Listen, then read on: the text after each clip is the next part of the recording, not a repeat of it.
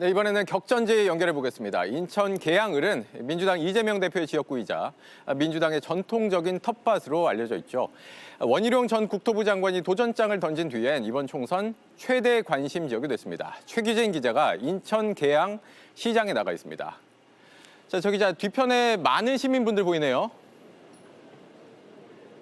네, 임시공휴일인 오늘 인천 계양산 전통시장에는 평소보다 휴일만큼이나 주말만큼이나 많은 시민들이 찾았습니다. 지금 시간이 일찍 투표를 마치고 저녁 준비를 위해서 이곳에 방문할 시간이기 때문인데요.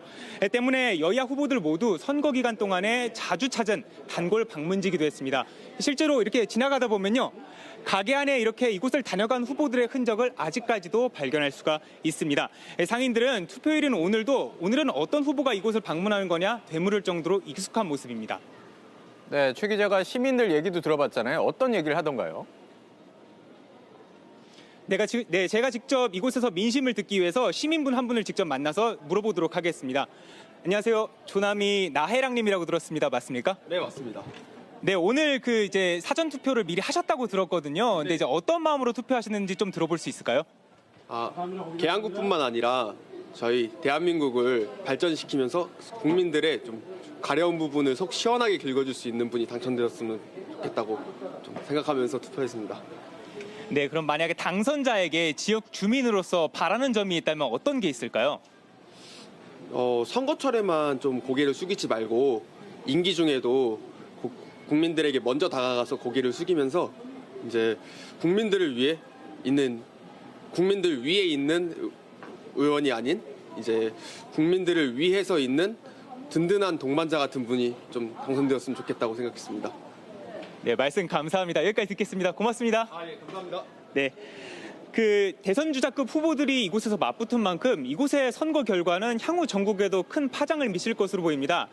험지인 만큼 원 후보가 이기게 될 경우 곧바로 유력 대선 주자로 거듭날 수가 있게 되는데요. 반대로 이재명 대표의 경우 당 대표로서 큰 격차로 이겨야 자존심을 세울 수 있다. 그런 전략입니다.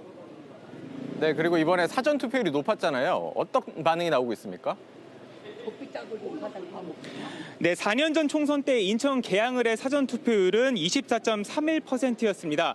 반면 지난주 계양을의 사전 투표율은 30.96%로 4년 전보다 6.65%포인트 더 높아진 걸로 나타났습니다. 민주당 측은 정권 심판에 대한 큰 열망이 반영된 결과라고 평가했는데요. 반면 국민의힘 측은 여권의 대표적인 주자가 등장함으로 인해서 보수층과 중도층이 모두 뛰어든 결과라고 엇갈린 분석을 내놨습니다. 네, 후보들 분위기도 전해주시죠. 네, 이재명 대표는 낮까지 이곳 지역에 머물면서 선거 상황을 챙기고 투표 동료 영상 등을 온라인에 올렸습니다. 어제 지역구 마지막 유세에서도 정권 심판을 내세우면서 지지를 호소했습니다. 직접 한번 들어보시죠.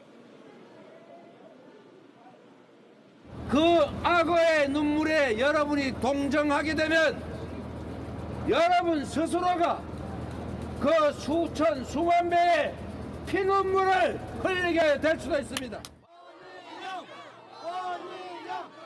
원 후보도 공개 일정 없이 지역구에서 선거 상황을 챙긴 것으로 알려졌습니다. 어제 마지막 유세에서는 아파트 곳곳을 돌면서 계양이 변해야 한다고 주민들에게 호소했습니다. 역시 직접 들어보겠습니다.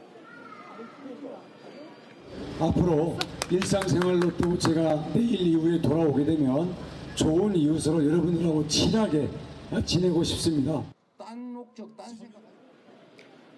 두 후보는 이제 투표 시간이 정말로 얼마 남지 않았다며 마지막까지 한 표를 호소하고 있습니다. 지금까지 인천 계양산 전통시장에서 JTBC 최규진입니다.